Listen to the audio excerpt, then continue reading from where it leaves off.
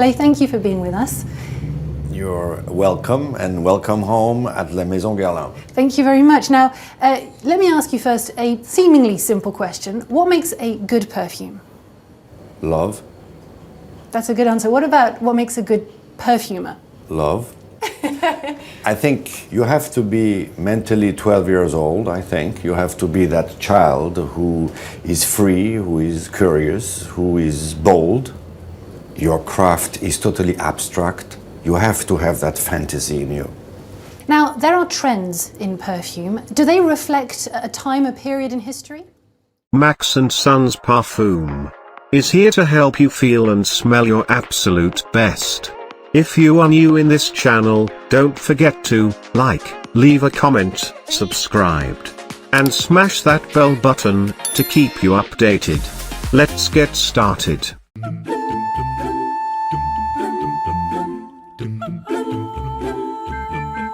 Hello, I'm Nadia Shelby, and this week you join us outside Paris's brand new Perfume Museum as we put this week's focus on the French art of fragrance design. Let's go inside.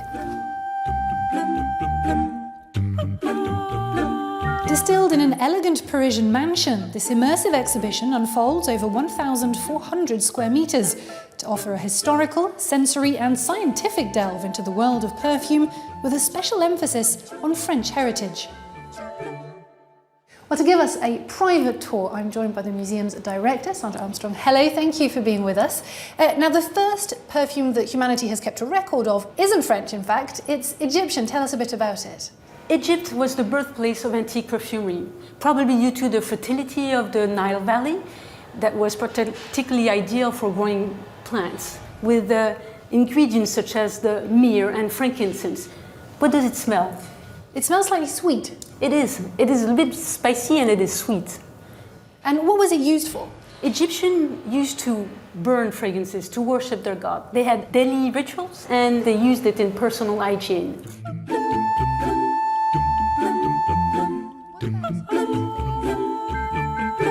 Tell us about how France became the perfume hub that it is today. Royal and imperial French courts stimulated the expansion of the perfume industry. Louis XIV favored many scents, such as the orange blossom, and then Napoleon sipped the eau de Cologne. He drank it. He did, really. And here we're seeing the 19th and 20th century perfumes. Tell us a bit about that era. Perfume is a symbol of the French art de vivre. In 1884, Paul Parquet, a famous fragrance composer, uses for the first time a synthetic ingredient called the coumarine, and this gave birth to a new era in fragrances.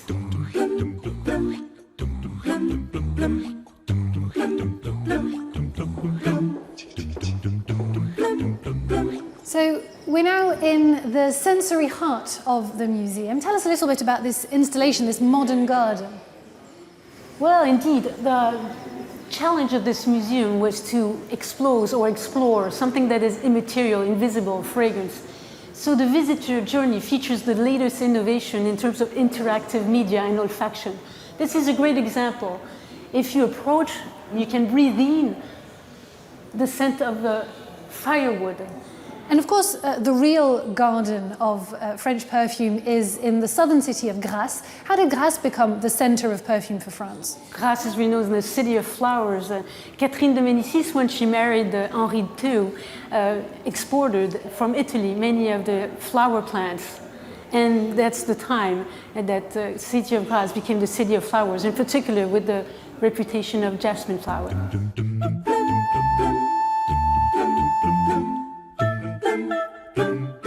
Well, learning to create a successful fragrance is a long and complex process. And with its expertise, France has also become the gold standard for training would-be perfumers. It's very tied to memory, for example. Certain smells will remind me of my grandma's jam or a flower I smelled in a garden at a particular moment.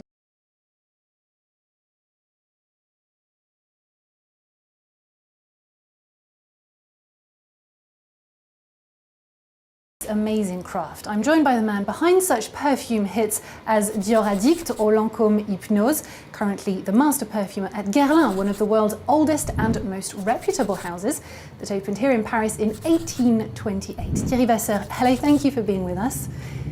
You're welcome and welcome home at La Maison Guerlain. Thank you very much. Now, let me ask you first a seemingly simple question. What makes a good perfume?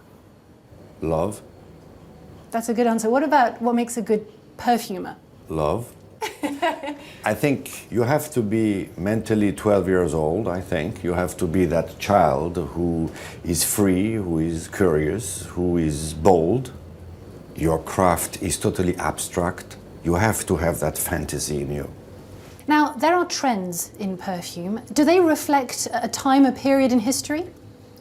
I am tempted to say yes. In the 70s and beginning of the 80s, women were fighting for their rights.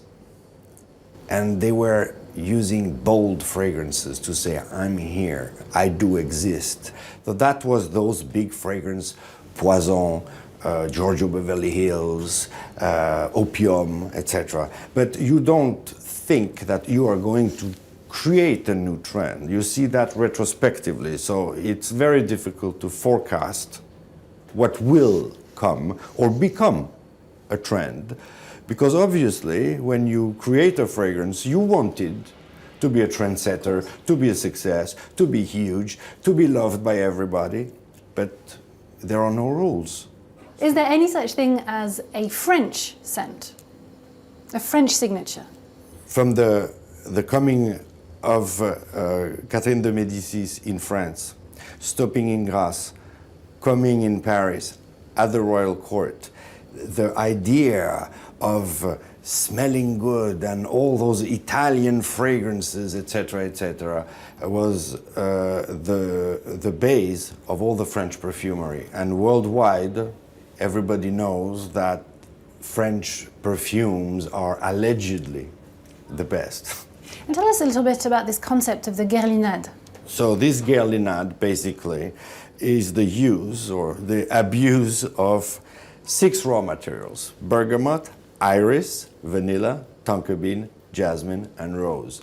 And those ingredients were Jacques Guerlain's favorite. So his style became the signature of the house, and that's the guerlinade basically. And his grandson, who succeeded him in 1959, used those ingredients.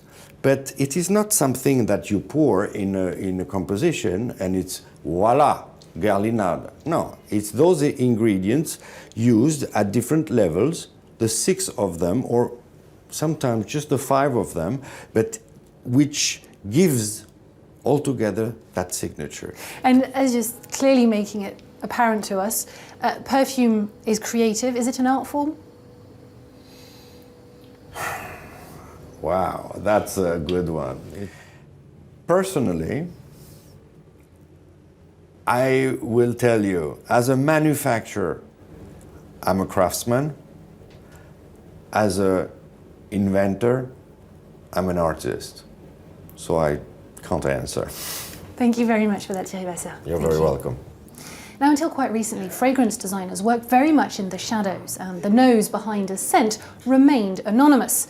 But as a growing number of French perfumers have left the mainstream to build their own niche labels, that signature has become part of an adventurous and exclusive experience. Bienvenue, je vous emmène faire un tour dans le passé, le présent et le futur.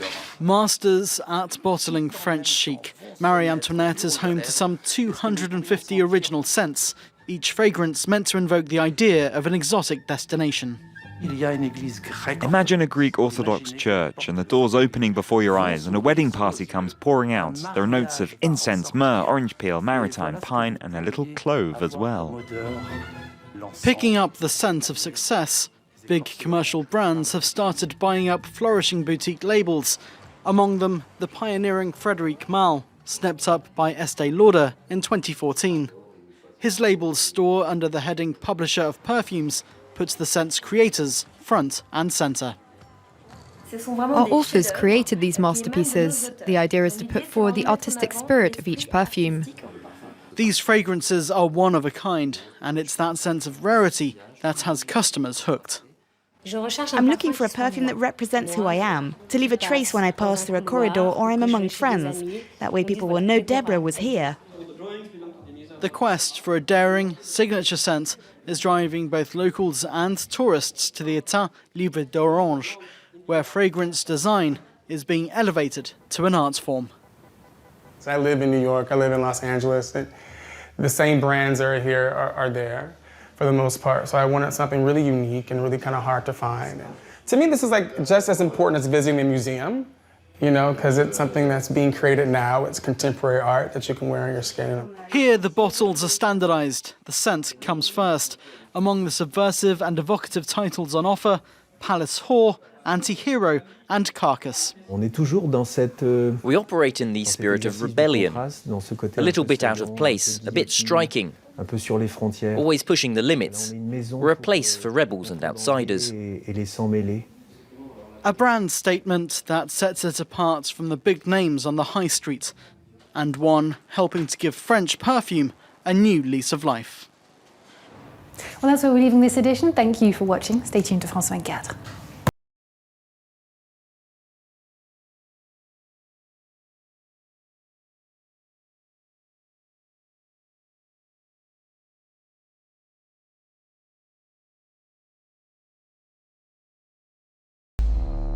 Thank you for watching Max and Sons Parfum. If you like this video, share it with your friends to start smelling absolutely gorgeous. Don't forget to like, put any comments regarding your concern in perfumes and fragrances, and we're happy to answer you or do a video for you. Subscribe and hit that bell for you not to miss any of my contents uploaded every week. See you again next time. Max and Sons Parfum. Even the goddess will fall.